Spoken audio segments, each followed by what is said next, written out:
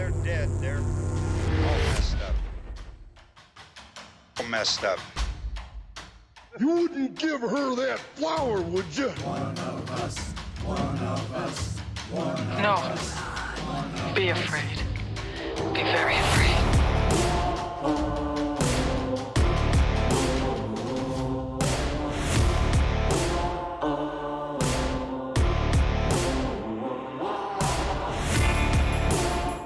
Mama Coscarelli. It's not Mama Coscarelli. It's Don Coscarelli. He's not a papa or a mom. Well, he might be a He papa, might be a but I papa. know he's not a He is mama a or a papa. papa. Papa He is a Don. pop. Is he California dreaming? But Yes, he is. you had the same issue I did. I thought I had the memories of Phantasm II, not Phantasm 1. Then I watched Phantasm 1 and I was like, what is this movie? Because I was remembering the quad barrel shotgun. I remember the chainsaw stuff. I remembered the ending, and that messed me up as a kid. I can't believe how much flack the ending got, but we'll get into all that stuff. For everybody else, this is Xenomania. We're talking about Phantasm 2, our follow-up to Phantasm 1. Everything as it should be. Coscarelli, he didn't know how to write the sequel. I was reading about it, and he felt under pressure to write a sequel because of the success of the first film, and he thought the ending was conclusive, which it is, with the idea of a dream sequence. Mike getting pulled through the mirror by a lurker. It is not an evil Jawa. It is a lurker, as I learned. That's actually pretty funny. A little alliterative. But a little bit. But he didn't feel knowledgeable about writing sequels, which was interesting. He was like, I don't know how to write a sequel, and he had a breakthrough where he was like, I'm just going to continue where I ended the first film, and I'm going to make it a road movie, and that's how he solved that whole issue. It works. And it works. Yeah. Yeah. And then Universal was willing to give him $3 million to make it. The biggest budget of the whole series. I didn't know that. Even more than 2016? Yep. Whoa. That's pretty cool. How do you make a movie in 2016 for under $3 million? We're going to find out. We're going to Blair Witch that shit. Yeah, a lot of CGI, green screen maybe. Wow. At home editing. Wow. But to add on, at that time, 3,000 was the lowest budgeted film for Universal at that time too. Dollars? Which is pretty funny. Yep, that was their lowest budget. 3 million, 1988. Yeah, everything else was got a higher budget, but also Universal just wanted to do it because they wanted a horror series. Because of the success of Halloween, Hellraiser, Nightmare. They were like, we need to jump in on this. Oh, Phantasm. Mhm. And it was a good idea. The sequel does hold up. Oh yeah. It does. Oh yeah. But they botched the release. Oh. How did they do that? I can sympathize. So Phantasm 2 was supposed to come out in October. Okay. But one of their summer movies got delayed. So they bumped Phantasm 2 up to the summer, and it's not a summer movie. That's not a movie people are going to go spend their summer blockbuster money on. No. So it wound up getting a 14-day wide release run, so it never did what it could have. And it was 9 years after the original too, so that's that's plenty of time for people to not have any idea what Phantasm 2 is, Yeah. Especially, you think back to that time, you don't have the streaming service, you don't have internet, you don't even the video store is not the hugest thing in the world. It's not like you can go and rewatch the first one that easily that it's it's going to be fresh in your mind. I don't think everyone was running to rent Phantasm, sadly. Even though the first one, besides us being horror fans, I was talking to Jada about it because we've been discussing the first one all week because she's been in this fight of do I like it, do I not? And she today was like, I really do like it, but it's one of those weird movies, and that's how you kind of look into it. There's so many layers. Yeah. And the simplicity of it. And that's the same thing. The second one though is more conventional. Just the storyline. Universal didn't want really those dream sequences. They wanted it to be straightforward. But you can see Coscarelli, and this is how good of a writer he is. He implants it into the film, and how it's directed, how he films it. It's that questionable of, is it a dream? Is it not? And it's in his own way saying fuck you to Universal, which kudos, because he says it so nonchalantly through his filmmaking and writing. It's a good way to say it. It's Yeah. interesting towards the end of the movie too, when you're trying to figure out whether or not it's a dream, and the characters aren't even sure whether or not it's a dream. So it's like Hmm. we're like in a sort of weird inception mode as the audience, and the characters have no idea what's actually happening. Only Don does. And there really is like a lot of, well, here's your $3 million, but we don't want the the dream stuff involved. We also want you to recast Mike. Yeah, We that don't want Mhm. Michael Baldwin. We want somebody else. And that somebody else almost apparently was a young Brad Pitt. Yes. ah, and he had been in a horror Okay. movie, I learned, as Hmm. well Yep. in his early career, Yeah. pre Thelma and Louise. Cutting class. Cutting Class. But That's a good title too. yeah, it is a pretty good title. Yeah. Cut like my 8-pack. Is the plot basically like The Breakfast Club? All these bad kids, Saturday detention, are getting cut for cutting class. The plot's probably like, all right, we have to figure out how to have Brad shirtless the entire You're film. not too We need far off. we need a pool scene. And then Does any school have a pool? You spend a lot of the movie thinking Brad Pitt is the killer. Really? I still think Brad A Pitt's the lot of killer. the movie. I think he's adopting those kids just to off them. Nobody knows how many he Maybe. got. Nobody knows. No. Could be Nobody knows if he's still getting them. started at 15. They're down at Maybe that's 7. why he looks good. Oh, yeah, yeah. Adrenochrome. Brad, it was you. So they successfully get Michael Baldwin recast, and they tried to get Reggie recast too. They wanted somebody bigger than that, and That would have been Coscarelli stupid. outright refused on that one. Nobody would have played Reggie as audaciously as he was No. played. And I don't think, have we spoken about it actually while the show was running? Probably not, No, right? we have But not. we have to talk about Reggie. We do. We have to talk about Reggie. So John delivered some news today as we were prepping for the Yeah. episode. Yeah, very unfortunate. Our friend Reggie Bannister is on home hospice care, as you know, his fight with Parkinson's and dementia clearly nears its end, How old is he which now? is, I didn't he didn't look, but he's late 70s, I think now. That's still too Yeah. young. Mid to That's late still too young for 70s. this nonsense. Absolutely. Yeah. I'm not a fan of going out this way. No. I am glad you mentioned No. home hospice, though. I thought he was actually at a hospice care center, which is Yeah, no, the article Worse. makes it pretty clear it's home, which is, the better way for it to happen. But yeah. yeah, he'll actually be 80 this year. Wow. Yeah. Okay. All right. He's had an awesome life. He's been in 5 films, Phantasm basically. He's been in Wishmaster. He's been in a lot of like B movie horror films, but he makes it that A-list requirement just because Reggie, he's a good actor. You know, his facial expressions, like how he reacts. He's just it sucks. It sucks what he's going through, you know. Hmm. It blows. Yeah, to me, Reggie Bannister is always sort of like Clint Howard, like just like awesome character actor that you don't sort of always recognize or know who he is, but you know he's gonna be fun when you see him. Well, in Phantasm 2, he's Clint Howard from The Waterboy then, because he destroys this movie in the best way. I mean in a positive way. He carries the film in so many different ways.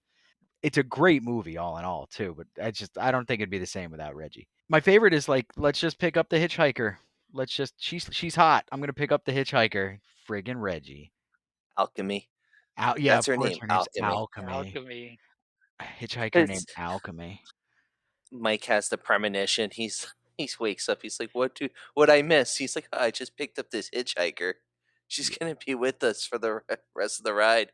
And then as they're relieving themselves on the side of the road, Mike's like, "Do you think this is a good idea?" And he's like, "Mike, I need some love too. It's like Yeah. it's a little. It's been dry the last few days. My family just died in a house explosion. Come on, like show me some Oh, love. yeah, that's true too. Like the 180 turnaround from grieving anger to I'm gonna bang this hitchhiker named Alchemy. He's still angry. Classic Reggie. I mean, if you pick up a hitchhiker named Alchemy that looks like Alchemy does, you kind of have to shoot your shot, right? I mean, if your name's Reggie and you're on a road trip to destroy certain evil, then yes, you do. I'm not trying to start a Dark Tower conversation, but did you feel the vibe Yes, you are. on? Did you feel? Yes, you Did are. Did you feel the vibe when they're going town to town? Like when Desmond, like in the first book, the gunslinger, when he's starting his journey, he's going to the ghost towns and stuff. Gave like that vibe, because they're trying to find that evil. Like Desmond's trying to find the man in black. He's after him. It's like they're chasing this evil. It was just, I don't know, just that little comparison. Desmond is trying to Like find the in man in black. Roland? Roland, there we go. I don't know Roland? why I had His Desmond. chain of Galid? Ryan? Desmond? You did that on purpose. I had Desmond in my mind for some reason. I am so Desmond, sorry. the protagonist. Ro- Roland, Desmond. Anyway. Yeah, then and Reggie would be the first one to shove his Colt 45 up some woman's and get information out of her too. That happens in Gunslinger 1, by the way. Or Gunslinger Dark Tower 1. It's usually a deal breaker for readers too. They get to that part and they're like, "Nope. I can't read this nonsense." And Wait a minute. visually it reminds me of like I hate to say this, but vampires. Bon Jovi, like that okay. deserty vibe a little bit too, and a little bit of Mhm. Constantine when they did the scenes in Mexico and the guy gets the spear of destiny, like that same sort of road trippy, dusty. Everything feels dusty a little bit, Mhm. but it's not. In Phantasm, I think he just was going for that opaque sort of coloration, right? So you can't tell if it's the real Yeah. world, maybe. Yeah, yeah. Not a lot of daylight in this one.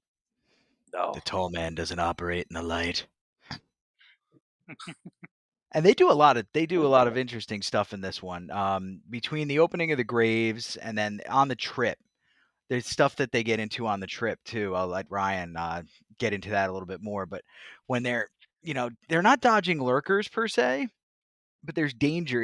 It's a fraught adventure the entire way. Mhm. Yeah, I mean, they start off. It's got a good vibe. It's like as much of a darkness. They're going after this darkness. Reggie's journal entries kind of give a nice vibe, a good vibe to it. Kind of it's like a little wholesome. Like this is what we're doing throughout our day. Even like when they break in and they get all the weapons and the tools from the store. Like I'm watching this, I'm like, oh shit, they're robbing this place. And then he throws like, what would he throw? Like $40? It's 1988 for all that stuff. It's $40. Crazy. I'm just crazy. Chainsaws. No, he's got like 3 shotguns in there. I presume he gets a grenade there too, because I don't know where else he got the grenade. If you're like the Alamo Which hardware store, who doesn't pick up a grenade from aisle 9? like he got everything and for $40. But it's cool that it shows how they're good people because they pay him. Even though they break and entering, they're paying for everything they get. But it further goes in because they create the quadruple shotgun, they create a flamethrower, which is awesome. Oh, we are definitely covering the quadruple shotgun. When I saw that, I was like, now I know why Kearns is always talking about the quadruple shotgun from Phantasm II. And they tease you too. They Yeah. tease you when he's about to use it, which we'll definitely get into. But as they're following like the tall man's trail, they're going through ghost towns, empty graves, and it's that question: is it a dream? Is it reality? But it really gets to it when go into the morgue, and this is where it comes with the alchemy stuff, because that's her on the slab. Well, yeah, it She's looks dead just on the. like her. Okay, Yeah, Reggie not really understanding that is bizarre. That's probably one of the things I don't like about the movie is the fact that nobody's like, we saw her already. Mhm. This naked lady prostrate. So that's weird. And unless I missed that, but I'm pretty sure they don't ever acknowledge that it's the same girl, like Ryan said. No, Yeah, I know the no. audience is supposed to see that, but I don't understand what Don was doing with that one. I mean, Mike has a premonition. And I feel like during this time, it was 1988.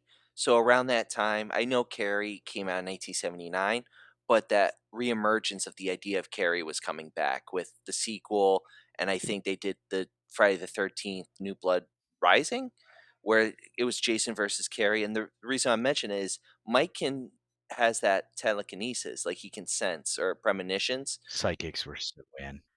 They were Yeah, so like it's it works, but then where was that power in the first film? Like Liz having it, like well. the replacement for Jody, it That's made sense. the But for trouble him to with have it, it's like, sequels. You got to ass pull a little bit yeah, to keep the true. story going. So he's like, Mike's kind of like super duper talented at this now. It is tomorrow, so he's already a Mhm. master at it, and like he's using the force on the lurkers. But no, yeah, it would have been nice if he was a little better at it, so Reggie's family didn't have to die. But it was hilarious. But He's like, I just love the line. He's like, "Can you call them, dude? It's 1988. it's You a don't have a landline. phone in your Do you have a in that car." dime? Right? Payphones were a dime in the 80s, I think. Mhm. Yep. Yep. Do you have a dime? They Oh man. they really blew that house up too. Oh really? It Oh wasn't yeah, they did. a model? It was a real house? No, no. So, at the time they were filming, California Transit Department in LA had condemned a whole bunch of houses because they wanted to expand a freeway near LAX, Yeah. and they were selling the Makes sense. houses for next to nothing. With the catch that you buy the house, you then have to move it. So Okay. Oh. Coscarelli and company went to Caltrans and were like, "How about if we blow it up and then just part off the debris?" And they're like, "As long as you're paying." It works out. I thought it was Michael Baldwin's house, to be honest with you. Just an added fuck you. Not only are you not in the sequel, but we're gonna blow up your house. With your family actually in it. Yeah. What did I do, guys? That's why he returned for the third film. He had to make money to rebuild his house. Rebuild his childhood Yeah. home. I don't have It's that many more family for you to blow up, Don. But getting back to the psychics and whatnot, yeah, that aspect of it. But Reggie going in with no psychic abilities, just pure balls, titanium Mhm, balls, and idiocy. It was also his superpower. That was also pretty fun mhm, to watch. Him just like having no right to make it through certain circumstances and doing it. mhm. Yeah. Well, it starts off in the beginning when he's like he sees the tall man, he sees everything going on with Mike, right? He fights the lurkers, which I Yep. did get a jump scare when the lurker jumps out the cupboard. Mm-hmm. I I jumped. I was like, "What?" Like I was ready, and I haven't jump scared in a movie in a while. Like these type of like Mhm, 80s films. Right. Usually prepared after watching so many. No, that little shit jumped out of the freaking cupboard. And I was like, Reggie, beat the crap out of him. But he goes through the whole thing. He blows up the house. And then he still doesn't believe Mike until his family dies in explosion. And he's like at the mhm. funeral, like, I You believe got you, me. Mike. You got It me. took you how long, Reggie? Didn't they have to dig up the How graves long? first for him to fully be on board, or was that later? No, he didn't even believe him in that part. He's like, "Where are the bodies, Yeah, Reggie?" He's like, yeah. It doesn't. It's okay." It's okay. They're Mike Mike gets straight out of Morningside Psychiatric, yeah. straight to the cemetery to start digging up graves. Like, you're cured, you're fine. That's my favorite. It's one of my life goals to escape from a psychiatric ward, like an inpatient mental hospital. I've picked people up from them before, and I've definitely cased the joint for trying to figure out how I do it. I'm like, all right, they buzz you in, There's only one door. They don't have a double door system. That's stupid. I'm gonna knock Edith out. She's the one by the buzzer, and it's only a 40-yard dash to the woods. You can imagine doing it. And Mike that gets out though, like regular, he just Yeah, saunters out. He's like, "I'm cured," and they're like, "Yes, you are. Off you go, son." yeah. He's having like his little release meeting, and his brain is still, full tall man, but he's, telling the doctor the exact opposite. Yeah, Yeah, yeah, yeah. No, I'm fine now.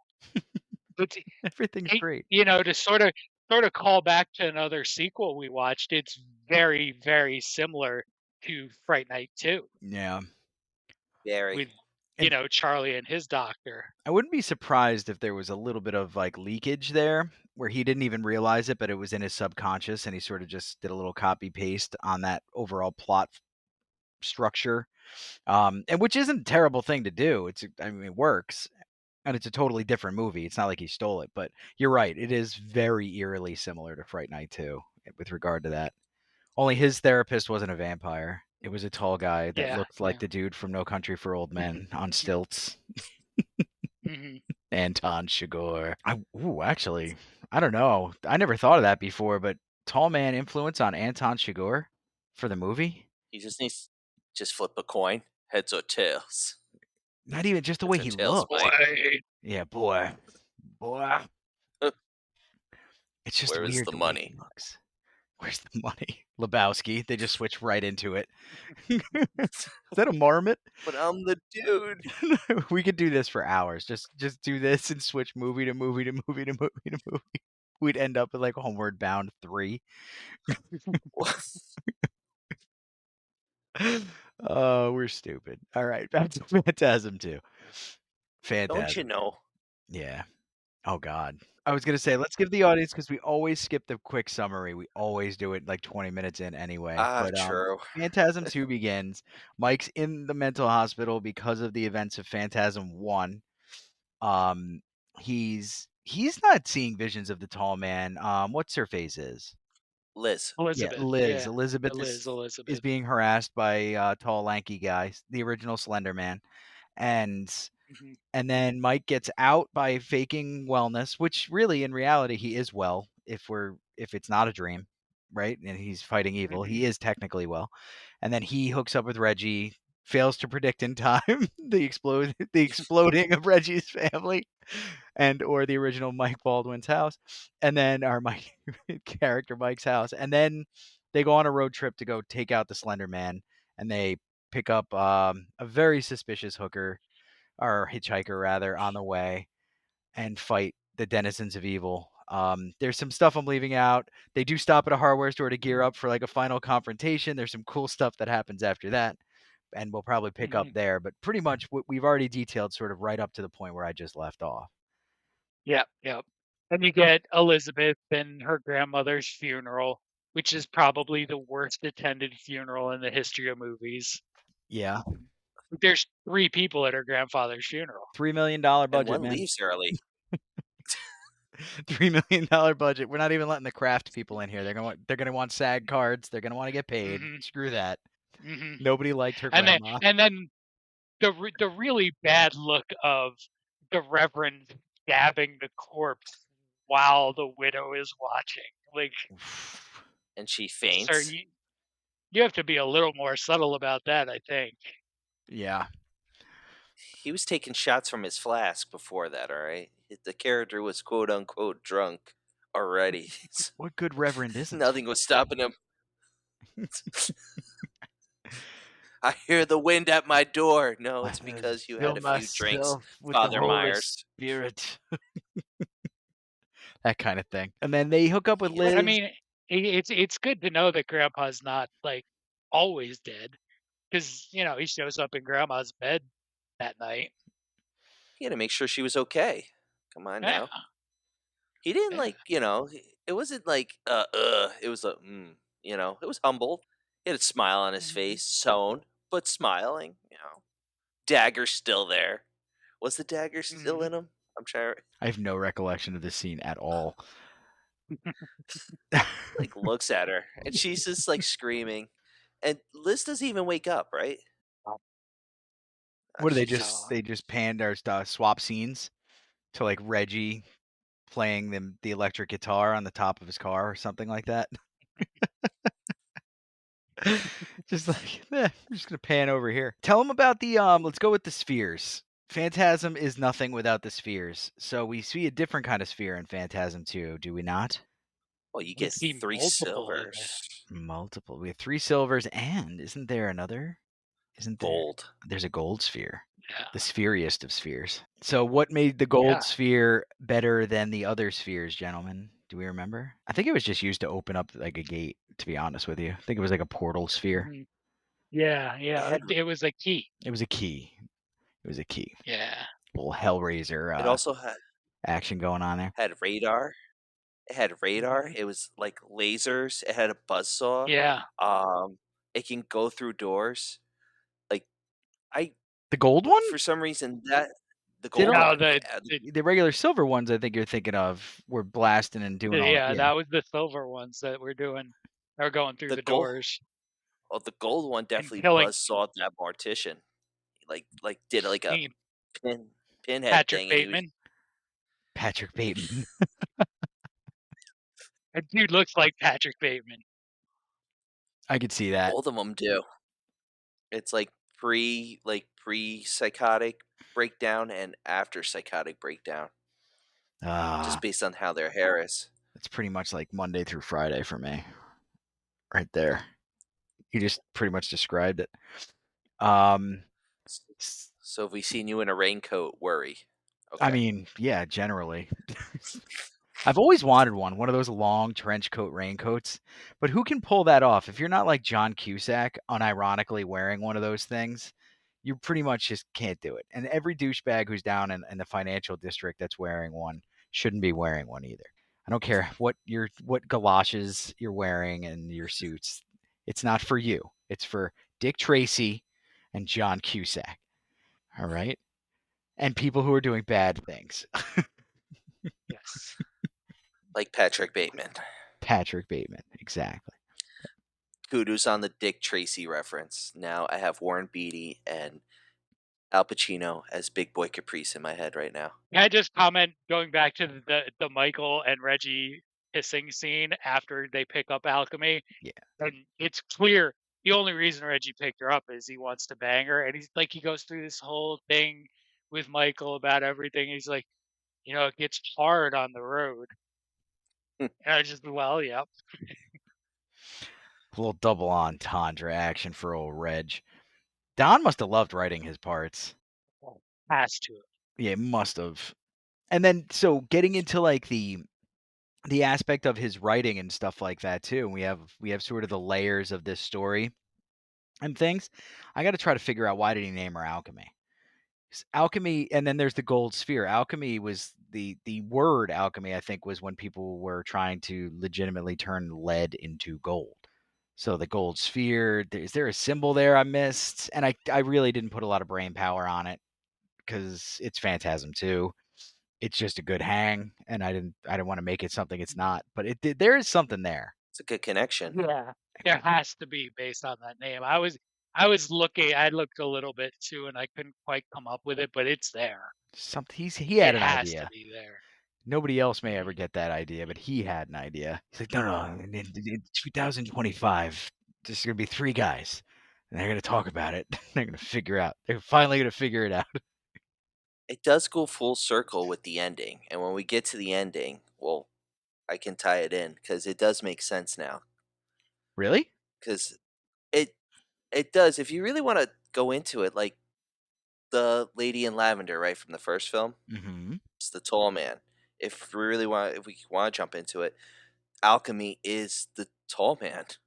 Alchemy turns into the tall man at the end, and that's why I feel like it's not why Reggie's getting mauled to death. Is why he's screaming. He's screaming because he fucked the tall man. The The realization kicked in. tall man's body count is pretty high in this series.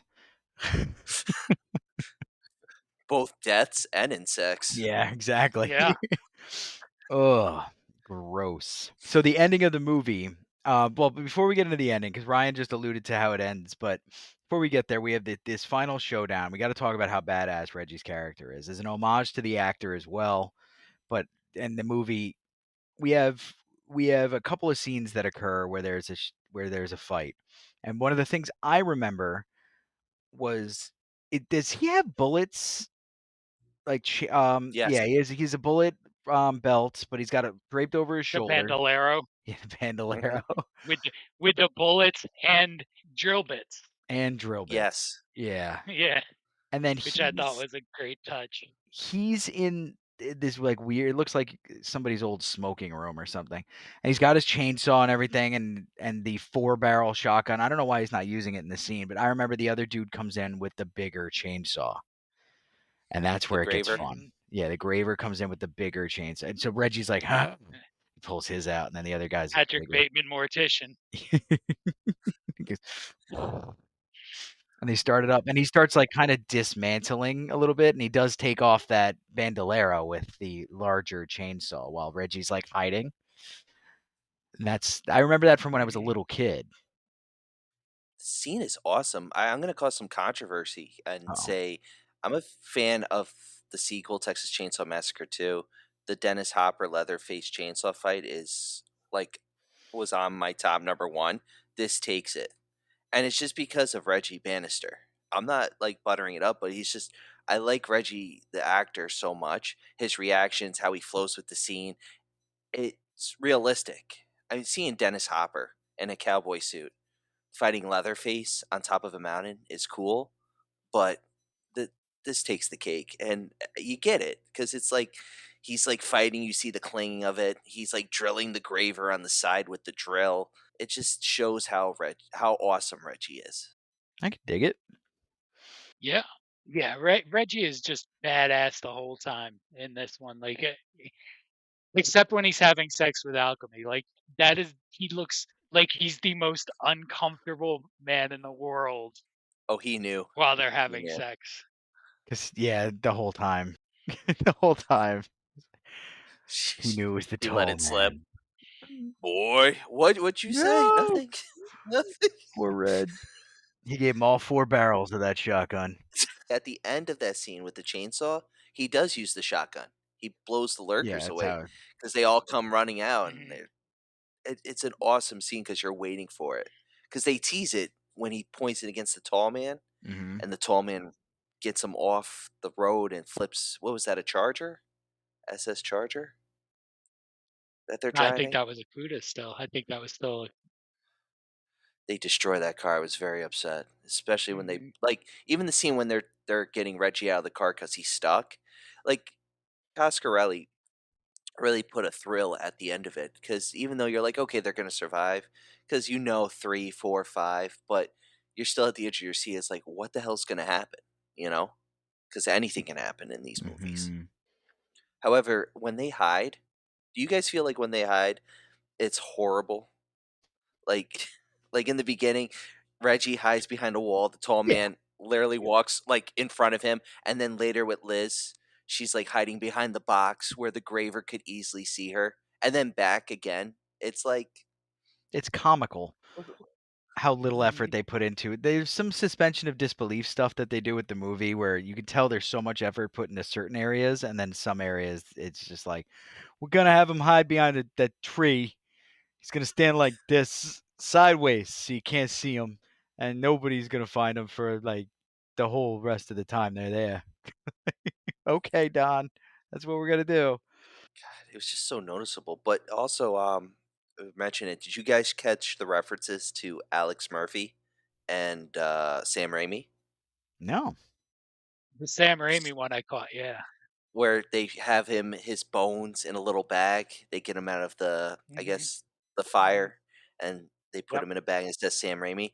The Mm. Alex Murphys Yep. earlier, that's with Liz, and she runs by and she's on top of a gravestone. It says Alex Murphy, beloved husband and father. And all I kept thinking is the Mhm. scene where he gets blown apart. He's no. Then I So, thought Robo wants an Oreo. That's so the Sam Raimi one is. Coscarelli wrote in there because he and Sam Raimi met right before he started making Phantasm 2. And it was like, the mutual admiration society, like both like loving each other's work. And Sam Raimi wanted to be in Phantasm 2. But the way the script was done, there was just, what were you going to make him? So that was Coscarelli's way of putting Sam Raimi in the movie. Gotcha. All right. Could have made him a lurker. He could have been like the lead lurker. And then he pulls the hood off at the end. And it's Bruce Campbell. He would have been Right. perfect. Would have been perfect. Groovy, baby. See, they were so you could make the argument that there was no crossover and stuff in the original Phantasm, but the Reggieing up of Reggie definitely feels like it has a little bit of Ash in it. Don't you think? Oh yeah. Yeah. Mhm. Just a wee Yeah. little bit. And that's fine by me because Reggie's Reggie. And he's the most Mhm. balding, mulleted, ponytailed dude, hero guy that's ever done it. And nobody else is ever going to do it after quite as well. As Alchemy says, she loves his bald head. That's the way to do it, man. That's the way to do it. So Or- we get through to the end of the film after their big showdowns, running away from spheres and whatnot, which I still think are the best part of the movie. The spheres. Into Father Myers. That I was excited when that happened. It happens. I feel like it was like 30 minutes for 30, 35 minutes. But when Father Myers gets it right in the head, I was like, okay, here we go. Because that's what you're waiting for. Mhm. Which, on a side note, with those houses exploding, Father Myers is a former bomb expert, according to Lethal Weapon 2 and 3. So I was very upset that he wasn't able to stop that. The spheres part, even when it gets the mortician, I think mortician 1 in the hand, Yeah. and it's like drilling, and he's got it like they don't show him hack it off, but you see the motion. There's some cool special effects in it, and that's thanks to Greg Nicotero and Robert Kurtzman. Okay. They do a lot of great stuff. Greg Nicotero did Day of the Dead, Creep Show 2, Evil Dead 2, The Faculty, our favorite movie, Cabin Fever, and he directed and wrote episodes of Walking Dead, Creepshow TV, and Robert Kurtzman. He's kind of been with Greg his entire career, but stuff he's done on his own includes Night of the Creeps, Evil Dead 2, Tremors, From Dusk Till Dawn, Scream, and Tusk. Which, yeah, Tusk. he did a lot of.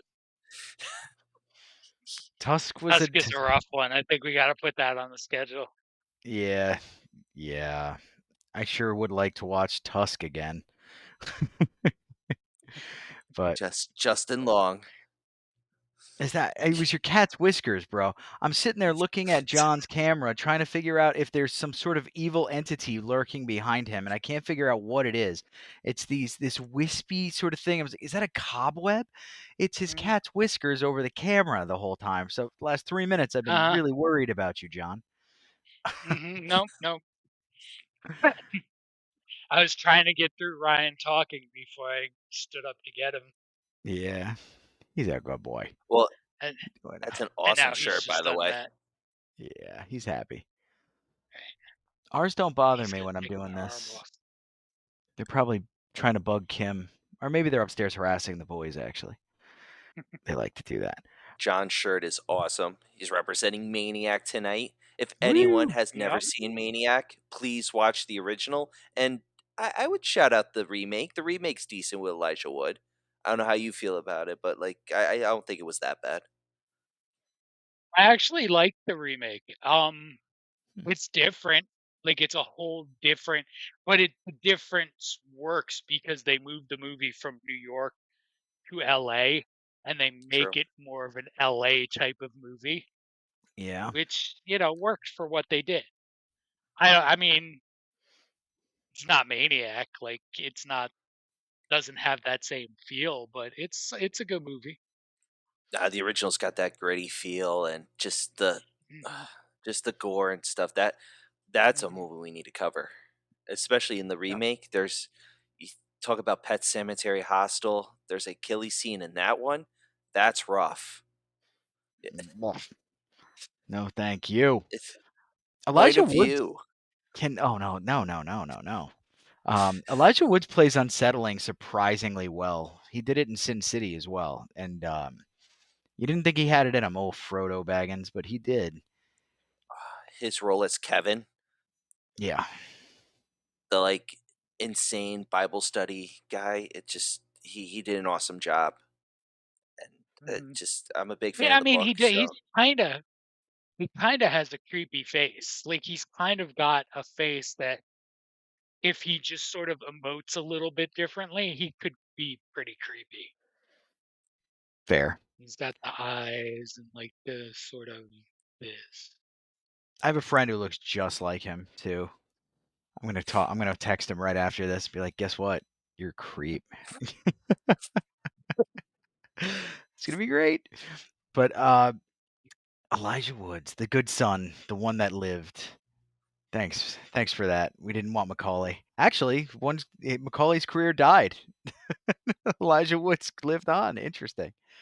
Hmm. At the end of the good son. But Listen, ironically. Culkin is showing up at independent wrestling events now. He's doing fine. that's awesome. Is Really? he participating or is showing up and just chilling? No, he one of the ones I saw, he was a participant. Oh my Please Not tell like me he a threw a full micro. participant, but like I have to find it. I think it He's was old. He around shouldn't be Christmas doing that. time, and I think it was like a Santa versus the Grinch Culkin? or something kind of match, and Macaulay gets involved in it. I have to find that. He crawls out of Throwing Santa's Legos on the bag. ground. Yeah, exactly. Like just from the rafters, a paint can swings down. Oh, classic. See, that's when Man. you got to get really creative and have like two wrestlers dress up like Harry and Marv against Santa, and then Macaulay That would Culkin, like that would work. Going through a tags in. flaming table. Oh, Yeah, Marv! that'd be sick. But Thumbtacks. to pull us back to Phantasm 2, everybody. So the film ends with them fleeing after having won the day. What do they do again at the very end before they drive off? They've Well, they done get something pulled where they think through they the won. portal. Yeah, They they get get pulled pulled through the back through the portal portal. almost, which is cool. They And they almost they get meet the tall man's brainworm, right. The Yeah, brain that was worm. interesting. and Weird. then Reggie pumps the tall man full of embalming fluid laced with hydrochloric acid, And he dies presumably, and then what or as much as the tall man ever dies. right, and then they flee. They get in the car and they're in the hearse, I believe, and they Yep, flee with yep. Alchemy driving. She's Andre the Giant at the end of Princess Bride. He's like, I have 4 horses. Get in the car. Bring the lady. Hello, lady. So they get in and they drive off in the hearse. And then Alchemy's like, guess what? I'm bad. And she crashes the car Mhm. and a bunch of lurkers and the tall man smashes the window, the rear of the hearse, and they get yoinked out. Yep. It's Yep. very unsettling ending of the movie for a child. When the first time I saw it was in the 80s. It's like, oh, probably the early 90s actually. And yeah, that's how it ends. And we're left wondering what the hell happened. That was Don saying again, "Fuck you, Universal. I am gonna make an ambiguous ending. Yeah, we're Mhm. gonna make it Yep. conventional for the whole thing." And then, is it a dream? Because even the character he writes it for Mike at the end. He's like, "It's just a dream. It's just a dream." And then the tall man comes out and he's like, Mhm. "Oh, I don't think so." But I mean, isn't that what an evil entity in your dream would tell you? True. Mine just tells me it's going to be okay. Always lying. Always lying. And then I wake up and the covers are off again. It's the most insidious thing you can do. Nah, I got a good one. I'll throw you guys a curveball. What do you think if they ever did it? A Phantasm crossover with Nightmare on Elm Street. Freddy I versus mean, Tallman. the parallels are there, totally there. I Mhm. don't think Nightmare on Elm Street got so campy and different than what Phantasm is. Not campy, but so different than what Phantasm is, and that I guess Nightmare on Elm Street 4, there's the scenes where you don't know if you're in the dream or not. They like play around with that idea when he's running Yeah. around and does the repeater. But other than that, I think Phantasm is just a much deeper story, or at least it's trying to be, than most of the Nightmare on Elm Street movies, or at least what they became. So I don't know if I think it would work.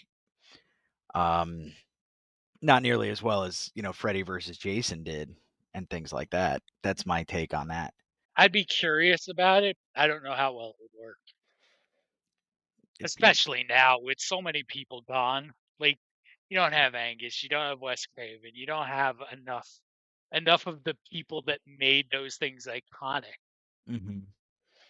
True. You Sure. can't. But if they did a Sure. graphic novel, I'd read it. Oh, that would That be would be cool. cool. That would be cool. Well, they probably would do that well and then screw it up in the film adaptation. Oh, They absolutely. That's why they the kicked Barn ass. Publishing, baby. Barn Publishing. It's going to be 50% graphic novel work. IDW did an awesome job with Freddy versus Jason versus Ash, the first run. Mm. That 6-issue run was awesome. They've done it with a few things. They did like Jason versus Leatherface. A Phantasm Nightmare would be awesome. What, just to throw it out there because it's been development hell literally for years, is a rumored Hellraiser Halloween crossover called Halloween, where Michael opens the box. It was like an alternate universe where he opens the box and they take him through hell and he gets And he out, and that's loves why it. he's like, yeah, basically, it's like his Six Flags. Yeah. It'd just be his sister, but just out of reach. That's Michael Myers as hell. Carrot and a donkey, but it's just his sister. I think there's a certain German power metal band they would have to buy that title from, though. True. Very Nice. true on that. How about Hellraiser? They wouldn't have to buy that. Ooh, I like that. Hello, Hellraiser. Razor. I said a It's in Hello Kitty. pre-development now. Hollow Razor.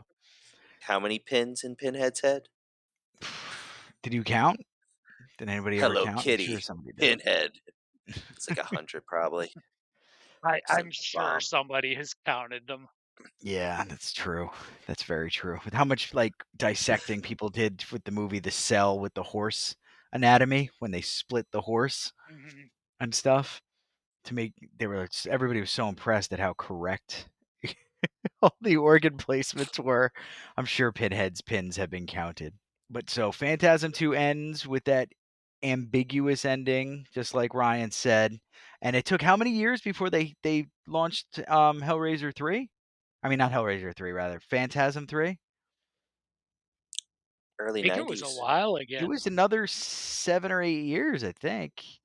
It's 88 then to like I think it might 94? have Maybe it been. was 6 years. I think it was 94. Phantasm 3. Pretty sure there's 94. 2 in the 90s. It was 90. Hey, a rare win for Kearns. I think there's 2 in the And 90s then 1998 for Oblivion. and then 2016 for whatever the For Yep. Ravager. Ravager.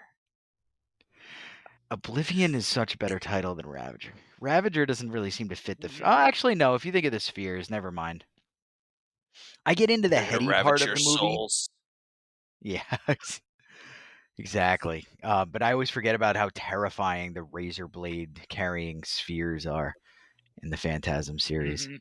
That's the only thing that'll make me like afraid of any horror film or those damn spheres.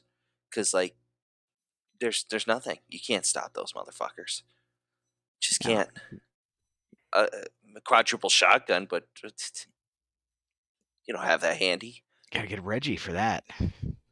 In order to keep Reggie Yeah. happy, you have to find an alchemy. And Yes. or Mhm. off his family first. It's just a whole thing. It's a whole ordeal.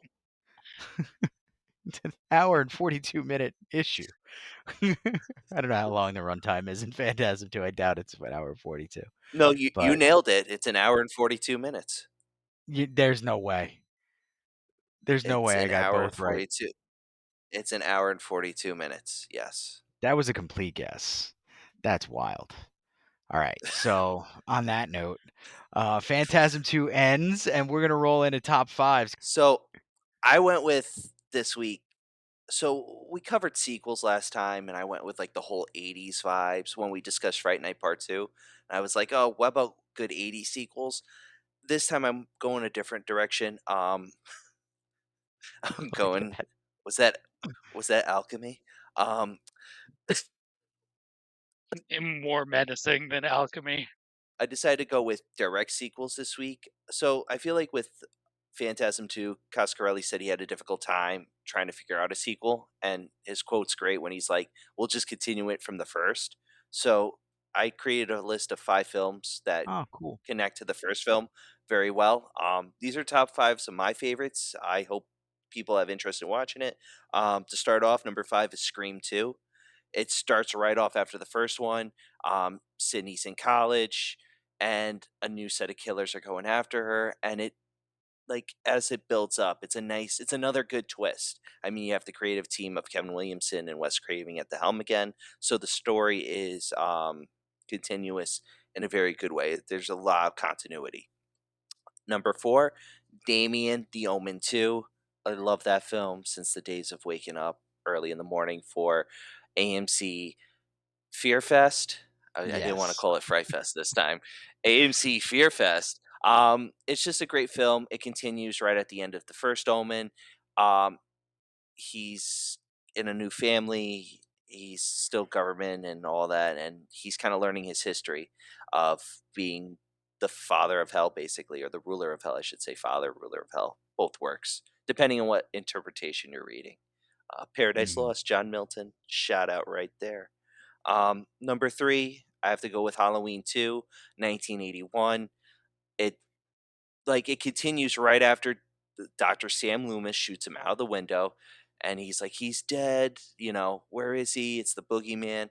And just seeing the opening when he grabs the butcher knife from the woman making that big ass sandwich, going to the hospital. It's a nice trailing of Michael from basically the town of Haddonfield to the hospital, and the story, it continues this great story, as well as giving out the way of the story where uh, Lori is his sister, which, I mean, John Carpenter and Deborah Hill just wrote it so they can end the film, but it's something that fans love and enjoy. Mhm. Number 2, I said it once before, in the 80s, it's one of my favorite sequels, Hellbound, Hellraiser 2. Continues right after the first one, of course. We're in the mental asylum. Just, I like it better than the first one.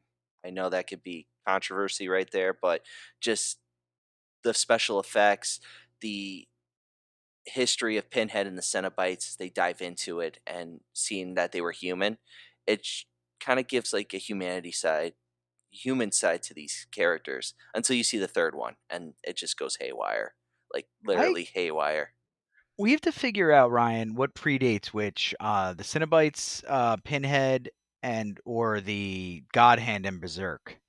I think the God Hand might have them beat, but I can't tell. There's Well, definitely crossover there with the God Hand and Hellraiser.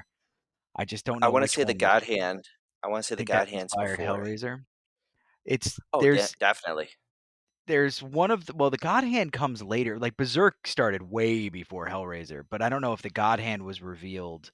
The succubus one was, but we have to. I'm gonna look into that because there's one character there's a God Hand character. I forget his name. He's like a weird looking dude, the chubbier one, who's definitely, Butterball. yeah, Oh yeah. in Oh Hellraiser. yeah. Yeah. When I read that, when I was reading that, and I was like, "Why is Butterball from the Cenobites in this?" I'm like, "Oh, this is a different character." But you get that idea of it, and the thing is Butterball was created for the movie. Clive Barker created him for the movie. Like in the novel, you have Pinhead, you have Chatterer, you have someone that's like Butterball, but it's not Butterball. Less to say. So this is going to be this is going to be an interesting research on this one because I Hmm. do think that Clive Barker borrowed from Berserk, which Yeah. comes and goes. We borrow a lot. There's no problem with Everyone's that. borrowing from everything. Everybody borrows from Berserk too. Dark Souls. Oh yeah. Oh God, Gets yes. Castlevania took scenes almost directly from Berserk as well, and I love Castlevania, and I thought they did it really well too. So I had no problem with any of it. Berserk doing that is almost like paying homage to the great. It's Fair. one of the best sort of Shakespearean tragedy stories that's ever been done outside of Shakespeare. So We shouldn't start me talking on Berserk, because what's worse than me talking about the Dark Tower? Berserk. Yeah. So I'm going to move on. But we got number 2, Well, Hellraiser 2. Hot take, better than so Hellraiser 1, you son of a bitch. So well, let's get some people in the number one. comments talking about that, huh? Well, people are gonna find this questionable for number one because I feel like this is a better film than the first film, and that's The Bride of Frankenstein.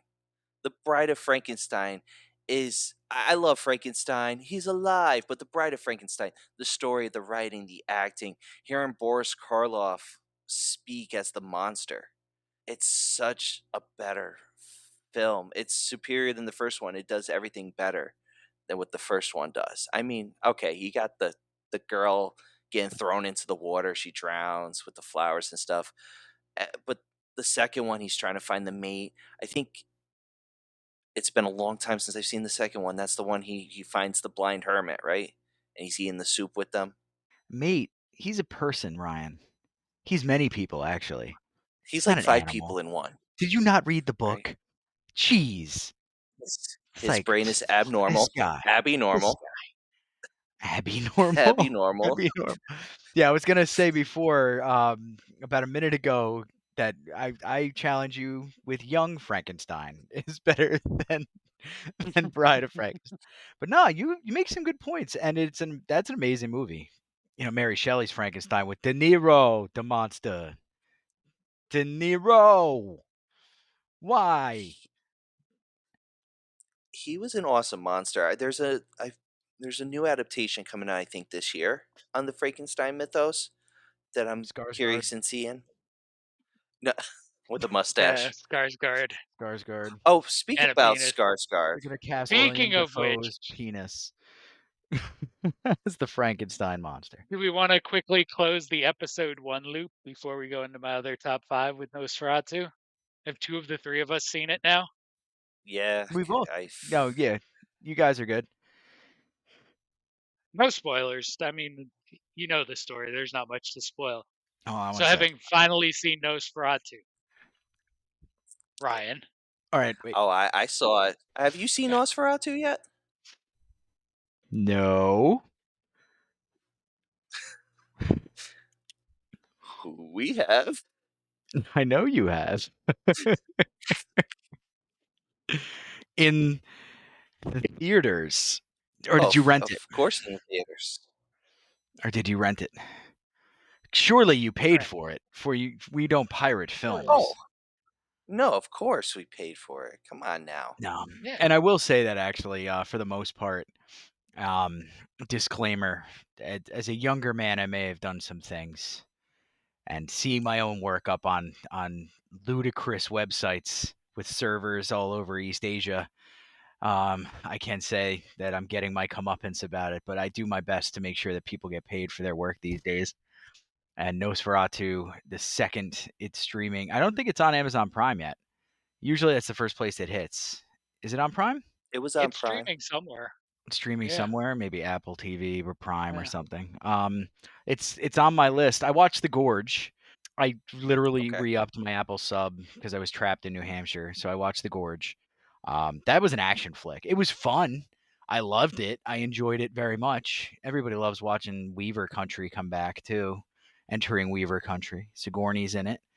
And yeah, it's a good movie. But as far as Nosferatu, no Sferatu watch me watch Nosferatu.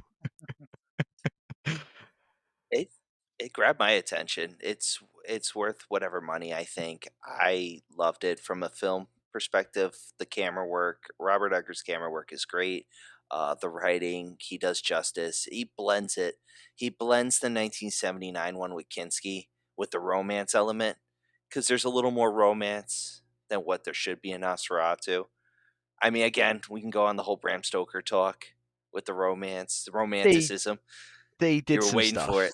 They did some stuff. No, I thought it was an interesting take. I've seen basically the whole movie in clips. So from what I watched in the theater for like 28 minutes, and then when I had to research and be able to speak about it for episode 2, so I watched a bunch of clips that were all over the place, and I basically watched the entire film. You guys were so mean about Willem Dafoe.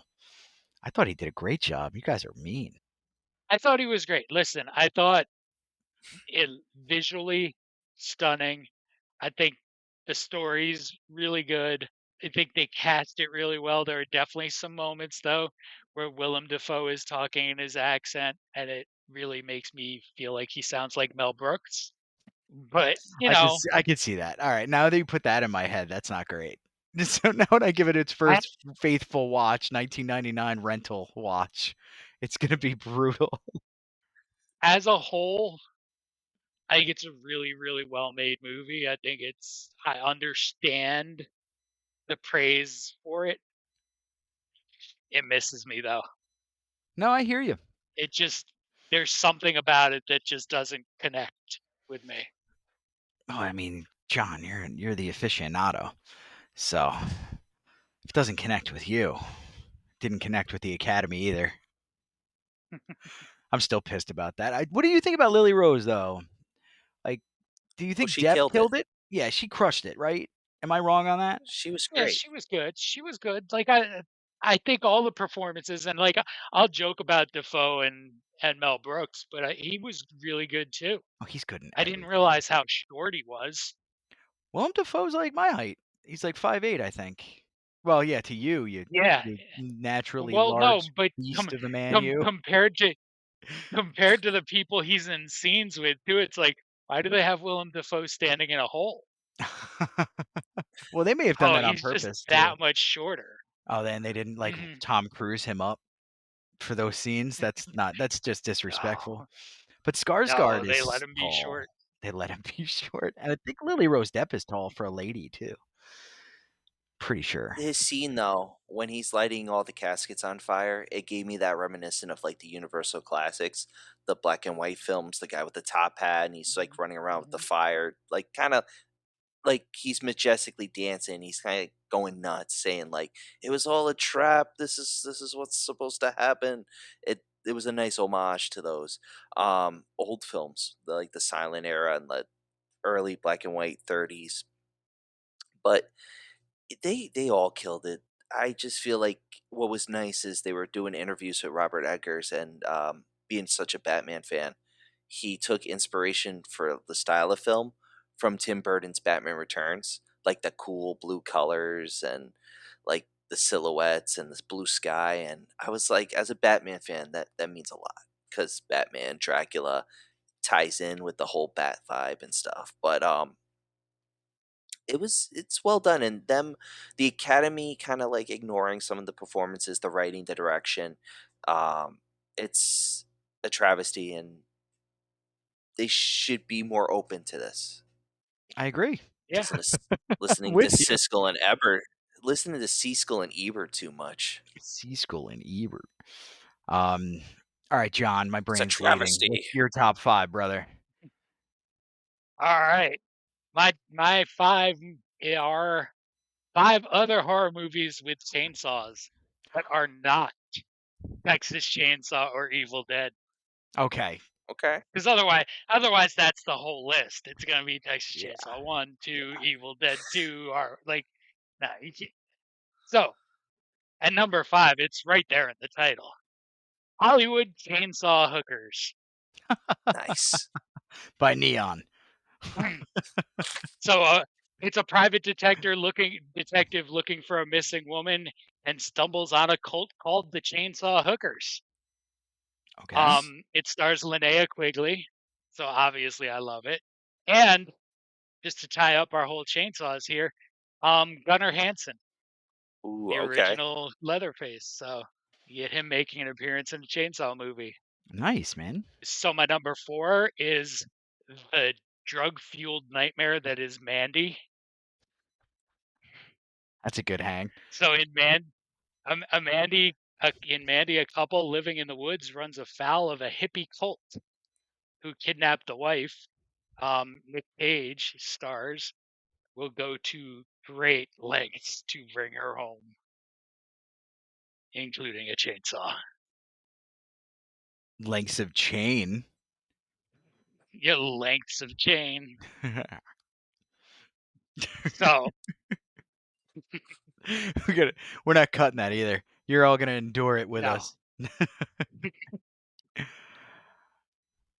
Number 3. Number 3, 1972's The Last House on the Left. Oh, sweet. Yep, there's a We, chainsaw. we get, yep, the No, climactic scene is a chainsaw. in the remake, is there a chainsaw in the remake? I don't think Oh, I don't I don't think remember. there is. I watched that remake like once. It wasn't I that don't think great. there is. No, I it don't think there doesn't. is. The original has that just like gross grit The original is that they can't unsettling. replicate. Yeah, the original is Yeah. unsettling. Yeah, we're not gonna get too into it because we'll be here all night. But Yeah. that's gonna be a good Yeah. episode. The quick rundown after the brutal murder of their daughter and her friend, parents exact bloody revenge on the gang of convicts who killed them, Mm-hmm. including a chainsaw. Wes Craven's first film. Yep. That's a tough one to run by Yep. your wife. Like, all right, listen, I want to make my first movie, and your mother's gonna hate it. There's going to be murder and rape throughout the whole thing. 2 things that are near and dear to my heart. Is that a pregnancy test I see on the table? Wait till we get to Nightmare on Elm Street, guys. You're Yeah. going to love that one. The kids will love it. Wes Craven. Sometimes I wonder how like people like skirt around this because we're for the listeners out there, we're 3 guys who have to at least pretend to be normal in our daily lives out in public to earn money. Well, yeah, John doesn't do such a good job, but Ryan and I really do try hard. and I'm sure when people who work with us listen to this, and there have been a few, and people in my family and everybody else's friends and whatnot, there are times where I say things where I'm like, I don't know if I want to let that cat out of the bag. Then you get Wes Craven, who's just like, I'm gonna let it fly, baby. Yep, right from the start. Right from the start. So my number 2 is also a major director's first film. It is Bad Taste, which is Peter Jackson's first movie. No, Okay. you're full of them tonight, man. That's wild. Also filmed in New Zealand. Yep. Starring Peter Jackson Of course. as chainsaw-wielding Derek, who has to save what remains of his small town that has been vanished and kidnapped He's just by a small town group of boy. aliens. Yep. Born and A group raised of in aliens is kidnapping the people so that they can sell them at their intergalactic fast food restaurant. See, that's cool. To serve man. It's a cookbook. It's a cookbook. There's no original ideas anymore. Soylent Green, Peter Jackson, we've got you. That's cool though, man. I had no idea that he made a movie where he was the main character, chainsaw wielding Derek. Yeah. Yep. Yep. It's a mess, but How is it's a that not fun number mess. 1? What do you have in store for us that's not number 1? Because my number 1 is probably one of my 5 favorite horror comedies. Okay. And number 1 is Motel Hell. I've never heard of Motel Hell. Oh my goodness. Summer outdoor movie. I'm bumping that up on the schedule. Yep. I'm bumping that up on our schedule. I want to do summer outdoor movies with Motel Hell. Motel Hell is awesome with that. The vibe and everything. It's awesome. Yep. So Motel Hell, I'll give you a quote directly from the movie. It takes all kind of critters to make Farmer Vincent's fritters. Ooh. Basically, Farmer Vincent and his sister are harvesting humans and turning them into jerky and sausage and stuff that they sell. Okay. Starring Rory Calhoun, who was a huge in Westerns for a while, and with not a starring role, but a role for Jason Alexander. He's got to get used to playing number 2. Or he was doing a couple Seinfeld, horror he's films. probably He's about 4 or 5. Yep, he was in The Burning too. Yep. Yes, he was. Full head of hair. When we talk about Burning, we're probably also going to have to go into whether you can or cannot see his nuts in the movie. Oh. Was he in the pool? Was it cold? He was sitting on the edge of a dock in those like early 80s super Yep. short shorts. Oh no. And it's JC shorts? entirely possible that George's Nuggets make an appearance. And the editor's Just like, I'm before the leaving pool it in. dive. I had to see it. Now you Oh, guys It's get to right. see it. I don't care. I was gonna Great. say you forgot to mention Coach Ballbreaker's in it. She's the sister. If anyone's seen Porky's, Yeah, yeah. Wow. That's a There's quality reference too. so much good in Motel Hell. We're gonna dive into Motel Hell soon, everybody. I promise. But that's been. Yeah, I'm definitely bumping that up. We got to do it. We got to do it. He's got command of the schedule. There's nothing we can do. There's nothing we can do. he's in control. Indeed. That's a scary Like- thought for you guys. It's like Hal from Space Odyssey. What are you doing, John? Nothing. Putting Motel Hell earlier. All right, that's fine. And then the It's fine, monotonous sorry. voice. But anyway, that's been Phantasm 2, guys. I believe we're going to be hitting you with Phantasm 3 shortly and roll down the line. I don't think there's any interruptions to the end of this one. Before we sign off, I have an address you can write Reggie Bannister at. Oh. Send him some well wishes. Give him your appreciation for everything he's contributed. So it's Reggie Bannister, P.O. Box 4387 in Crestline, California, 92325. And we'll throw Send that him- in. We'll throw that in the video to the link to the video so you can see it. Yeah, we'll put the link in the description as well for his story and what's going on with him. Dour rather news. And yeah, watch the movies and enjoy the man's work. And we'll catch you next time for Phantasm 3, guys. Be very